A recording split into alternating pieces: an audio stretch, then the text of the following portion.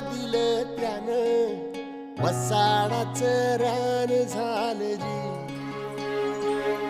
अर मातीच्या पोटात अस्मानाचं बळ, माऊलीची लाज राखजी.